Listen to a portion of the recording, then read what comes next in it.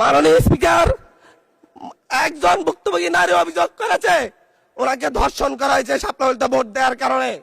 Circle SP 1 ঘন্টার মধ্যে বলেছে এই ধরনের কোনো ঘটনা ঘটে নাই।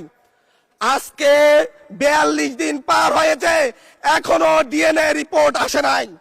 মামলা নিতে 3 দিন দেরি হয়েছে। সিভিল সার্জন অফিস তদন্ত কমিটি করে দিয়েছে, তদন্ত কমিটির রিপোর্ট জমা দিয়েছে। ভুক্তভোগী নারী জানে না তার তদন্ত রিপোর্ট কি এসেছে। এই ভয়াবহ পরিবেশ তৈরি কারা করছে? আমার মনে হয় স্বরাষ্ট্রমন্ত্রী আইনের ব্যাখ্যা না দিয়ে, আইনমন্ত্রী আইনের ব্যাখ্যা দিবেন, স্বরাষ্ট্রমন্ত্রীর এসবে মনোযোগ দেওয়া দরকার। স্বরাষ্ট্রমন্ত্রীর মনোযোগ দেওয়া দরকার।